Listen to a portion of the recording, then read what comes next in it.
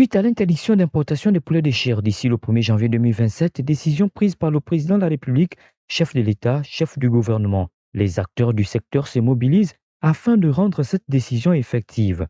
C'est à ce titre que ce mardi 28 octobre 2025, nous avons rencontré M. Denis Ovono Mezui, président du conseil d'administration du groupement d'intérêt avicole, GIA, qui nous édifie sur la structure.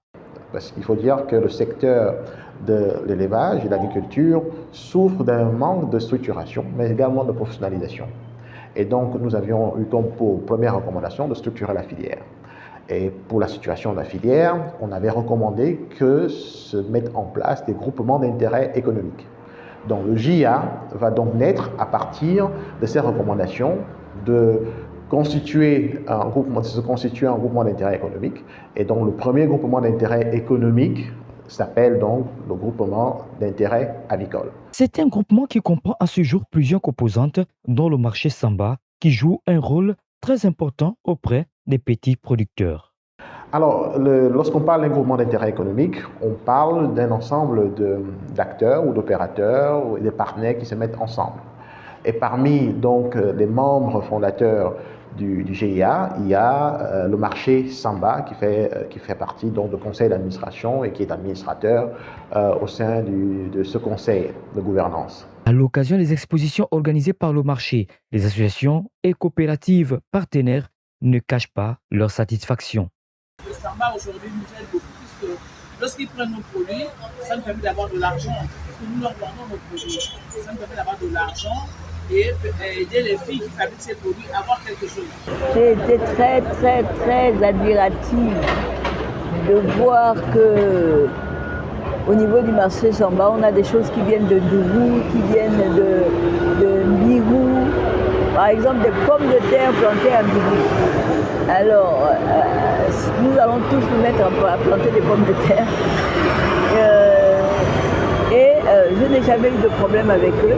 Ils me prennent régulièrement une fois par mois et ils envoient dans toutes les provinces.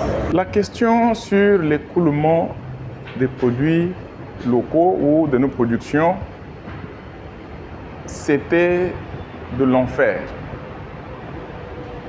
J'ai vu mes propres produits, mes propres productions pourrir, sans compter pour mes collègues et collaborateurs du même coin ou de la localité. C'est à travers cette mauvaise expérience qui m'a poussé de pousser un peu plus loin, d'aller vers IDERS Africa, marché Samba, pour négocier des partenariats dans le cadre d'avoir au moins une organisation de rachat de nos productions locaux vers les provilles et le marché Samba redistribue ça. C'est tout un réseau qui est mis en place. Et depuis la conclusion effectivement de ce partenariat, donc bientôt 2 mois, nous sommes en train d'aller au 3e mois, donc régulièrement nous recevons des camions qui viennent pour nous acheter de la marchandise sur place, toutes nos productions.